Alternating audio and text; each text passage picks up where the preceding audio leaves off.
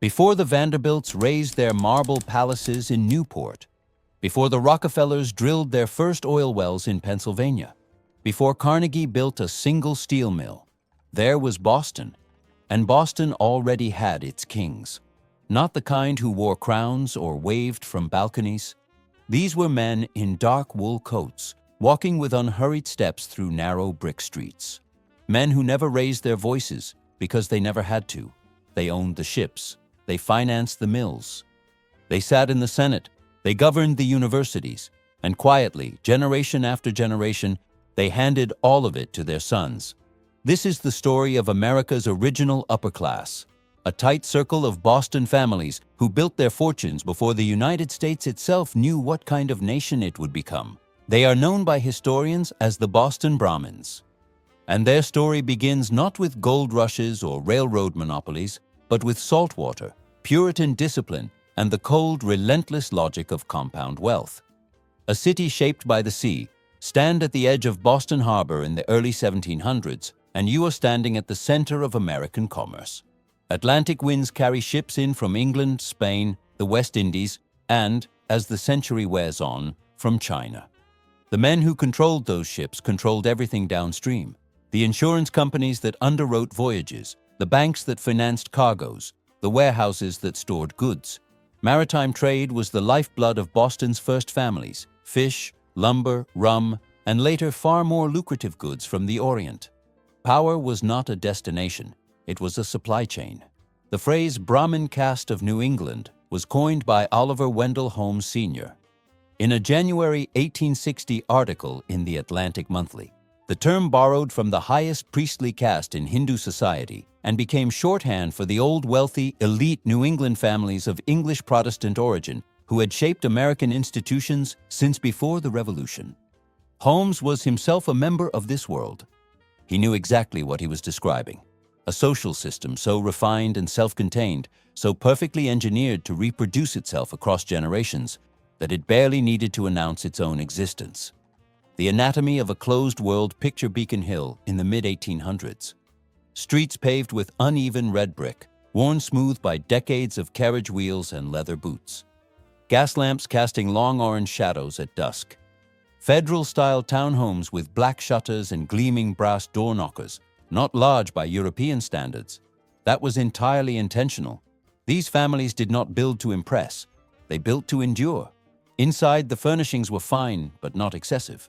Libraries lined with serious books, mahogany writing desks covered in correspondence, portraits of ancestors gazing down with the calm authority of people who knew their names would be remembered.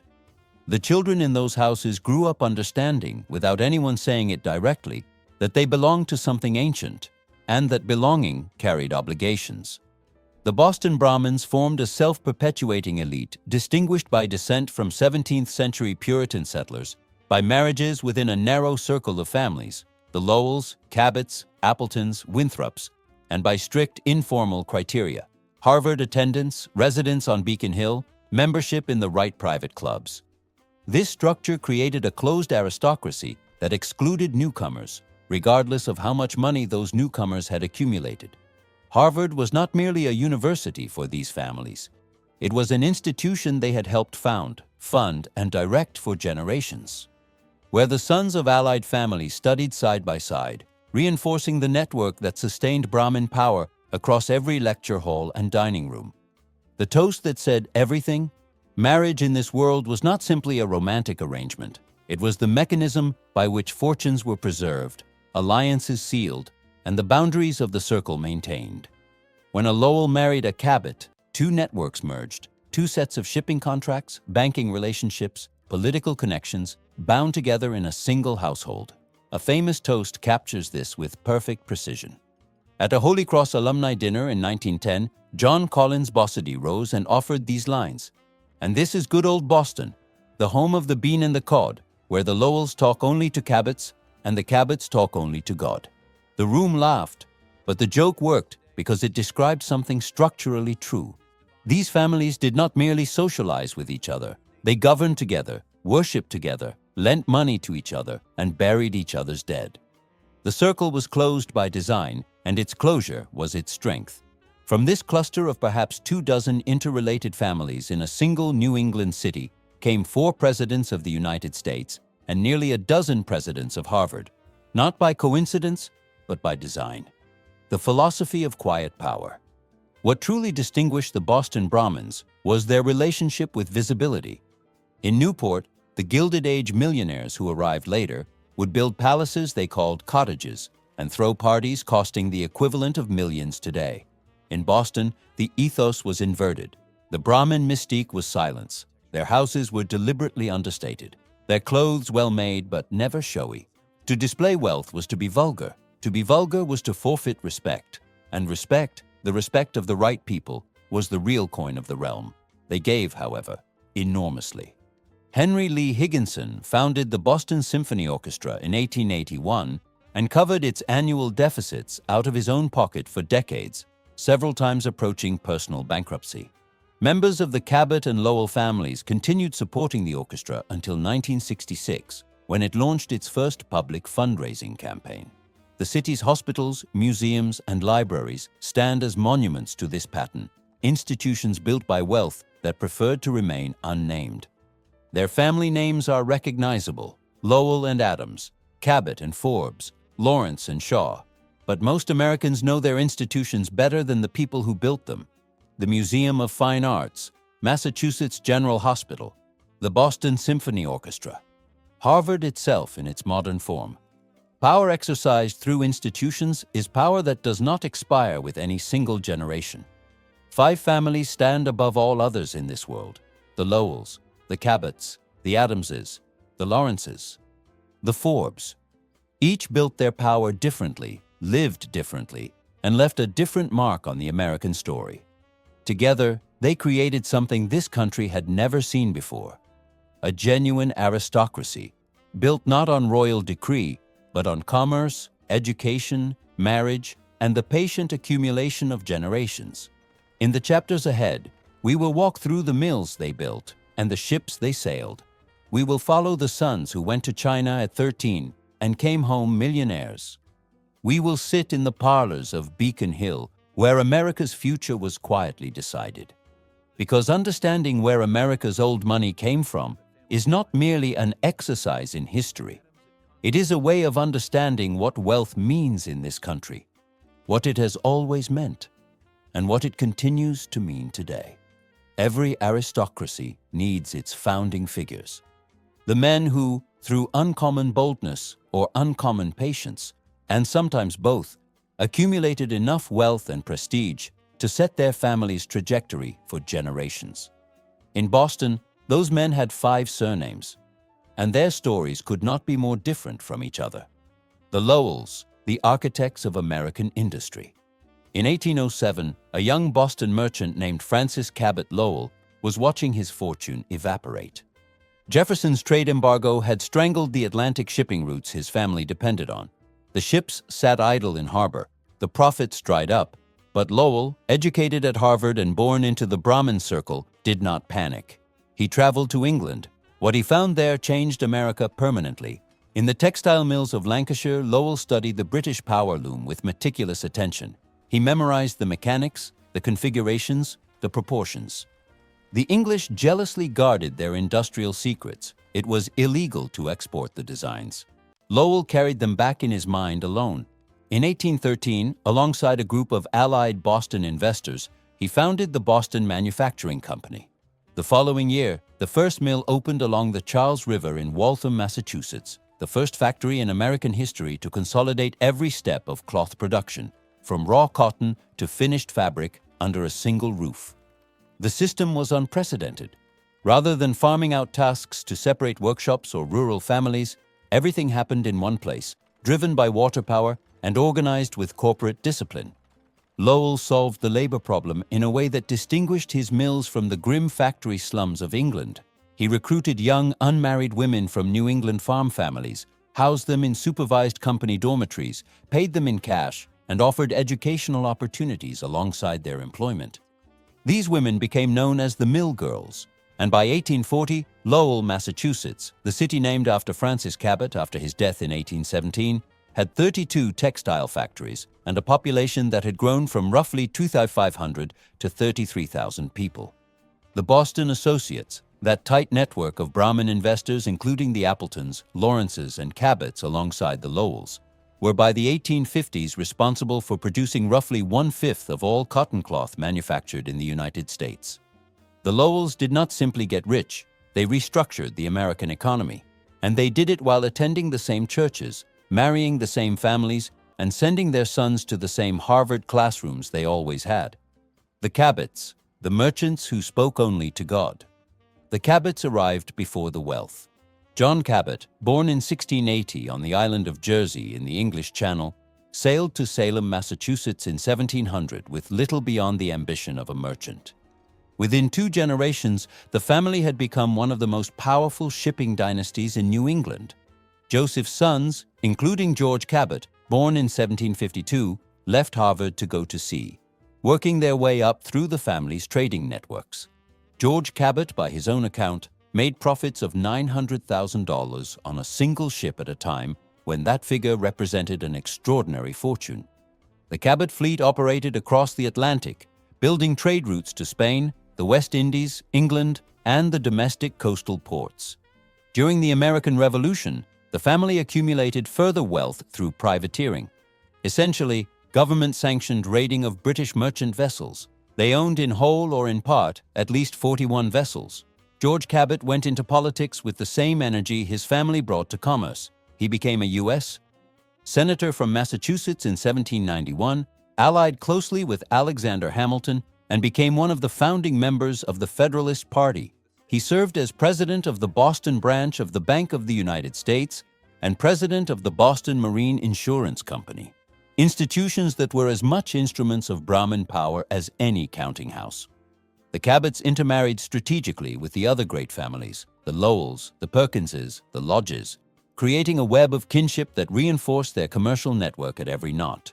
Their descendants would go on to produce multiple U.S. senators across 3 generations, cementing the family's reputation as perhaps the most durably powerful political dynasty in New England below the Adamses themselves. The Adamses, power above commerce. If the Lowells built industry and the Cabots built fleets, the Adams family built something harder to measure and more difficult to dismantle: legitimacy itself. Henry Adams, the Puritan immigrant who arrived in Massachusetts Bay Colony in 1636, set the family's course toward public service rather than private wealth. A century later, his descendant John Adams was the most formidable constitutional lawyer in Massachusetts, a delegate to the Continental Congress, the primary advocate for the Declaration of Independence in the congressional debates of 1776, the first American ambassador to Great Britain, and the second president of the United States. His son John Quincy Adams graduated second in his Harvard class in 1787, having already traveled through Europe accompanying his father on diplomatic missions since the age of 10. He served as U.S. Minister to the Netherlands, to Prussia, to Russia, and to Great Britain, negotiating the Treaty of Ghent that ended the War of 1812, before becoming Secretary of State under President Monroe, then the 6th President of the United States, and then a congressman who spent his post-presidential decades fighting the gag rule that prevented debate on slavery, and who argued the Amistad case before the Supreme Court at age 73. The Adamses were not the wealthiest family in Brahmin Boston. They were something rarer. They were the most respected. Their great family estate, Peacefield in Quincy, where 4 generations lived and wrote and argued and mourned, stood as the physical symbol of a family that understood power as obligation rather than as privilege. Their descendants carried this tradition forward. Charles Francis Adams Sr. served as U.S. Congressman and ambassador to Britain during the Civil War, keeping England from recognizing the Confederacy. His son Charles Francis Jr. commanded black troops in the Civil War and later ran the Union Pacific Railroad. His brother Henry Adams became one of America's greatest historians. The family's reach across generations was not built on ships or mills, but on something older: the Puritan conviction that public service was a duty owed to the community by those who had been given the capacity to lead. The Lawrences, the men who built cities. Amos Lawrence arrived in Boston in 1807 with $20 in his pocket. He was the son of a Massachusetts farmer, not a merchant prince. Within a decade, his dry goods firm, A&A Lawrence, founded with his brother Abbott in 1814, had become one of the largest mercantile houses in the United States. What drove the Lawrence brothers beyond mere success was a compulsion to build, not just businesses, but infrastructure. In 1845, Abbott Lawrence led the development of an entirely new industrial city in Essex County, Lawrence, Massachusetts, named explicitly in the family's honor, designed around a complex of cotton and wool mills powered by the Merrimack River. Alongside this, Abbott promoted the railroad lines connecting Boston to Albany, crucial arteries for the movement of goods and capital through New England. The Boston Associates, in which the Lawrences held high office, also controlled the Massachusetts Hospital Life Insurance Company, the single largest supplier of investment capital in pre-Civil War New England. Historians have noted that from 1811 onward, hardly any significant financial venture in New England was launched without the support of the Appletons, the Lawrences, and their allied network. When Amos Lawrence's health failed in 1831, he retired from active business and spent the remaining 2 decades of his life giving his fortune away. An estimated $639,000 in donations to colleges, schools, and religious institutions. At his death, Boston's respectable merchant community closed its offices in mourning. Amos A. Lawrence, his son, educated at Harvard and later founder of a college that became Lawrence University in Wisconsin, extended the family's philanthropic reach into abolition, financing free state settlers during the crisis over Kansas before the Civil War. The Forbes, the world traders. Of all Boston's great families, the Forbes traveled furthest, literally and figuratively. Their fortune was built on the other side of the planet. Robert Bennett Forbes first sailed to China at age 13 in 1817 aboard his uncle's trading vessel. He returned to Boston 3 months later with his eyes open to a world of commerce his Boston peers were only beginning to understand. Over the following decades, the 3 Forbes brothers, Thomas, Robert, and John Murray, became central figures in Russell and Company, the dominant American trading house on the China coast. Their business spanned tea, silk, porcelain, and opium, trade goods that flowed through Canton during an era when access to Chinese commerce required navigating complex systems of Chinese merchant intermediaries and strict regulatory boundaries.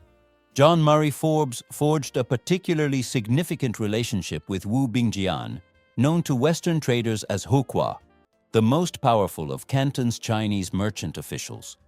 When Forbes returned to Boston in 1836, Hokwa entrusted him with $200,000 of his own capital to invest in American opportunities. Forbes deployed that money into railroads, eventually building the Chicago, Burlington, and Quincy Railroad, which became one of the most important trunk lines in the American Midwest. Through the Forbes family office, his son William Hathaway Forbes became the principal investor in Alexander Graham Bell's telephone and the first president of the American Telephone and Telegraph Company. The Forbes family built their Brahmin credentials not through ancestral pedigree, but through accumulated achievement. Their Milton, Massachusetts estate, their collection of Chinese art and objects, their deep ties to Harvard, and their particular brand of industrious internationalism. Where other Brahmin families looked inward, toward the brick streets of Beacon Hill and the corridors of State Street banks, the Forbes looked outward, toward Canton, toward the Pacific, toward the American West, and brought the world's wealth back to Boston. Beacon Hill, the geography of privilege. If Boston was the capital of American aristocracy, Beacon Hill was its throne room. The neighborhood sits on the north slope of a modest hill overlooking Boston Common, its streets climbing in irregular brick terraces toward the golden dome of the Massachusetts State House, itself built on land where John Hancock's cattle once grazed. By the early 19th century, the western slope of Beacon Hill had become the address of choice for Boston's most established families. The Federal-style row houses lining Mount Vernon Street, Chestnut Street, and Louisburg Square were not palaces. They were precise, restrained, elegant, built to signal permanence rather than extravagance. Harrison Gray Otis, one of the neighborhood's most prominent early developers, built 3 successive houses on Beacon Hill, each more refined than the last. Charles Bulfinch, the same architect who would later complete the United States Capitol, designed them. The grammar of these buildings said everything about the people who inhabited them: symmetry, proportion, brick that would outlast its owners by centuries, Ironwork railings polished to a quiet gleam. Fan lights above doorways that let in light without exposing what happened inside. The Brahmin families who settled here in the first decades of the 19th century lived in close physical proximity, not by accident, but by design. When a Lowell looked out from his parlor window on Beacon Street, he could see a Cabot's house directly across. When the Lawrences arrived in Boston from Groton, they established themselves on Park and Tremont Streets, looking onto the Common alongside the Elliots, the Quinceys, the Otises, and the Winslops. The neighborhood functioned as a physical extension of the social network. Proximity reinforced relationship, and relationship reinforced power. Inside the Brahmin household, the material culture was deliberate. Libraries were not decorative. The Lowells, the Adamses, and the Forbes maintained private collections of serious depth. Histories, legal texts, scientific treatises, volumes of Greek and Latin classics. John Lowell Jr., son of Francis Cabot Lowell's cousin, founded the Lowell Institute in 1836, endowing it with $250,000 to provide free public lectures to the citizens of Boston. The Forbes family brought back extensive collections of Chinese porcelain, lacquerware, and silk from their years in Canton, objects that sat in Milton parlors alongside European paintings and American portraits. Henry Adams, writing in his famous autobiography, described growing up in Quincy, surrounded by the weight of accumulated history. Letters from presidents, portraits of diplomats, the furniture of the founding generation. This was the material world of the Boston Brahmins, not ostentatious, but dense with meaning. Every object in the house carried genealogy.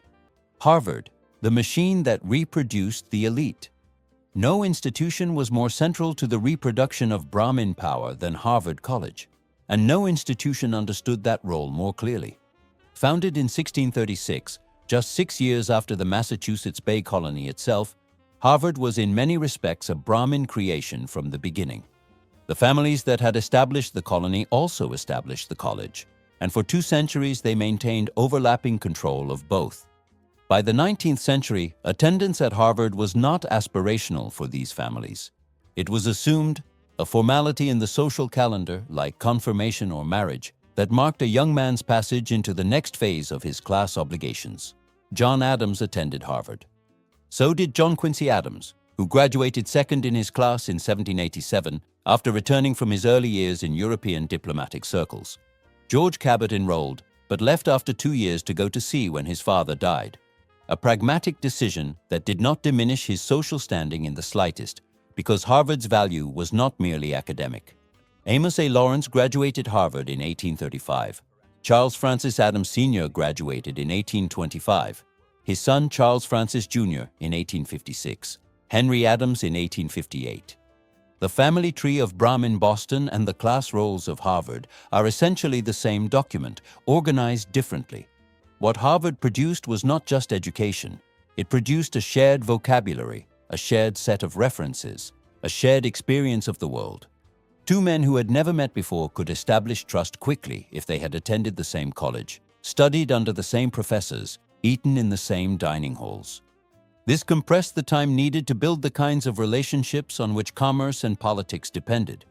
Capital moved through networks of trust. Harvard manufactured that trust industrially, generation after generation. The Boston Associates, the Lawrence Lowell Cabot Appleton investment network that controlled so much of New England's textile and railroad capital, was in many respects a Harvard network wearing a business suit. Its members had grown up together, studied together, and now governed together. They served simultaneously as overseers of Harvard, directors of Massachusetts General Hospital, trustees of the Boston Athenaeum, and partners in the same financial ventures. The overlap was not corruption. It was the system working as designed. The clubs, where the real decisions were made. If Harvard formed the Brahmin elite, the private clubs of Boston maintained it in adulthood. The Somerset Club, established in 1852 on Beacon Street, became the most exclusive social institution in the city. Its membership list was effectively a census of Brahmin Boston: Lowells, Cabots, Lawrences, Amorys, Higginsons, Perkinses. A man could spend his entire professional life transacting the most significant business in New England within the walls of a single club on a single street. The Union Club, founded in 1863 during the Civil War by members loyal to the Union cause, added another layer of social infrastructure. Membership in these clubs was not purchased. It was inherited, proposed, seconded, and voted upon by existing members, a process designed explicitly to keep the circle closed. New money, however abundant, did not automatically open these doors. The process of admission was social rather than financial, which meant that the Brahmins maintained control of access regardless of how industrial wealth reshaped the broader American economy around them. Inside the clubs, the architecture of conversation was everything. Formal dinners where seating arrangements encoded hierarchy, reading rooms where the day's newspapers were available, and political opinions were exchanged in quiet voices. The billiard rooms and libraries where younger members were subtly educated in the unwritten rules of their class. A young Lawrence or Lowell entering the Somerset Club for the first time was not merely joining a social institution. He was completing his education in how power actually functioned, how influence was extended through a word spoken in the right ear, how deals were sealed with a handshake rather than a contract, how opposition was neutralized through social exclusion rather than open confrontation. The Boston Associates held high office in the Massachusetts Hospital Life Insurance Company, the dominant supplier of investment capital in pre-Civil War New England, and managed these relationships through exactly this kind of intimate institutional network. Historian Francis Gregory observed that from 1811 onward, hardly any significant financial venture in New England was launched without the support of the Brahmin network. That network was not maintained in boardrooms alone. It was maintained at dinner tables, in club libraries, in church pews, and in the parlors of Beacon Hill houses where the gas lamps burned late into the evening.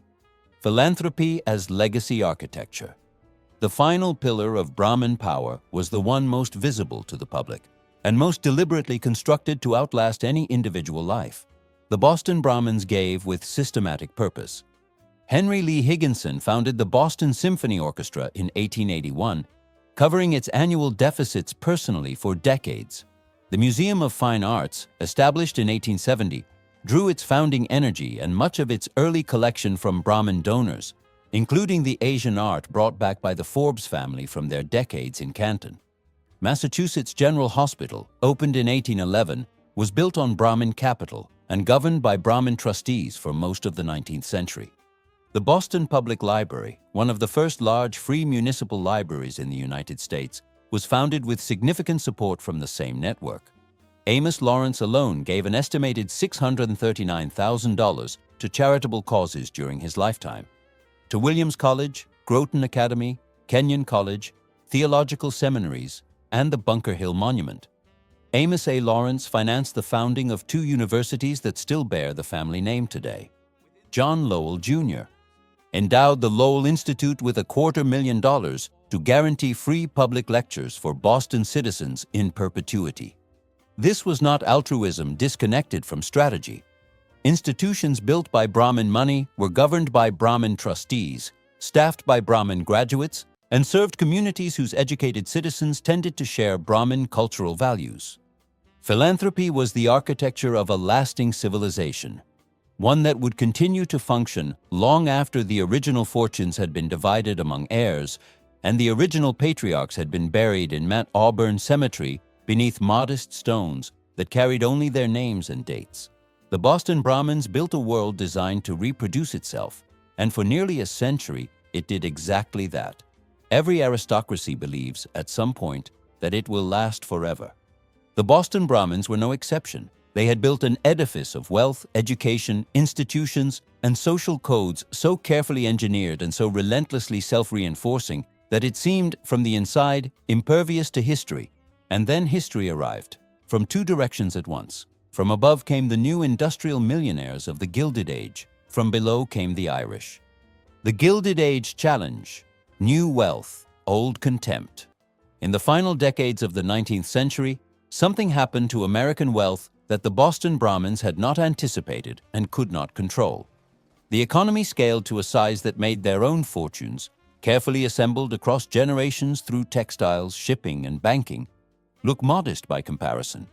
Cornelius Vanderbilt had started with a $100 loan from his mother at the age of 16, and built a transportation empire that, by his death in 1877, was worth over $100 million. John D. Rockefeller founded Standard Oil in 1870, and within 2 decades controlled roughly 90% of American oil refining. Andrew Carnegie's steel production made him, by some accounts, the wealthiest private individual in the world by the turn of the century. J.P. Morgan reorganized entire industries from a single office in New York City. These were not men who had inherited their place at the table. They had seized it, and they spent their money in ways that announced that seizure to anyone who cared to look. The Vanderbilt family built mansions in Newport, Rhode Island, that they called cottages, with studied irony. 70-room marble palaces modeled on French chateaux, built for summer seasons that lasted a few weeks. The breakers, completed for Cornelius Vanderbilt II in 1895, occupied 11 acres and required an army of domestic staff to function. The architectural language was unmistakable. This is what absolute power looks like. Boston watched all of this with barely concealed disdain. The Brahmin response to Gilded Age display was not envy, it was contempt. The architecture of Beacon Hill remained what it had always been: federal brick, black iron, proportioned restraint. The Brahmin families continued eating roast beef on Sunday evenings and traveling by ordinary means, while the Vanderbilts crossed the Atlantic on private steamships. Their houses on Beacon Street did not change. Their tailors did not change. Their habits did not change. And in this refusal to change, they were making an argument that real power did not need to perform itself. But the argument was becoming harder to sustain. Boston had long ago ceded its commercial dominance to New York. The great trading routes that had made the Cabot and Forbes fortunes now ran through Wall Street rather than State Street. The cotton mills of Lowell and Lawrence still produced cloth, but the center of American industrial gravity had shifted south and west, toward the Pennsylvania coal fields, the Ohio steel mills, the Texas oil wells. The Boston associates had built New England's economy. The Gilded Age magnates were building something larger, a national economy in which New England was one region among many, and no longer the most important one. What the Brahmins retained, and this was not nothing, was cultural authority. From the mid-19th century onward, Boston's literary and intellectual output was remarkable in its concentration and quality. The Atlantic Monthly, founded in 1857, was edited by and written for the Brahmin Circle. Oliver Wendell Holmes Sr., James Russell Lowell, Henry Wadsworth Longfellow, and later Henry Adams produced work that shaped American letters for generations. The Brahmin ideal, the life devoted simultaneously to commerce, public service, and intellectual cultivation, generated a literary culture that New York's new millionaires, for all their spending, could not easily replicate. Carnegie could build libraries. He could not build the habits of mind that made the Boston Brahmins produce the writers who filled them. The Irish question, power from below. While the Gilded Age magnates challenged the Brahmins from above, a far more disruptive transformation was occurring in the streets of Boston itself. The Great Famine of 1845 to 1852 killed roughly 1 million people in Ireland and forced another million to emigrate. A large portion of those emigrants arrived in Boston, too poor and too exhausted to move on. By 1855, Boston's Irish population had grown from 4,000 to more than 50,000. By 1880, immigrants or their children comprised 63% of the city's total population. These were not people the Boston Brahmins had made any accommodation for. The Brahmin social code was built on the assumption that Boston belonged, in some essential way, to the families who had built it, the descendants of the Puritan settlers, the Harvard graduates, the men whose grandfathers had signed the documents of the Republic. The Irish were Catholic, poor, and numerous.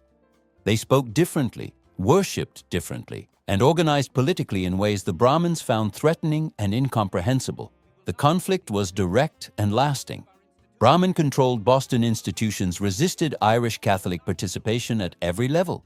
When a Catholic parochial school system was proposed, the Protestant-run Boston School Committee opposed it. Harvard maintained its social barriers. The private clubs on Beacon Hill remained closed to the newcomers, regardless of any individual's achievement or aspiration. But numbers are a form of power that social codes cannot indefinitely contain. Hugh O'Brien was elected Boston's first Irish Catholic mayor in 1884.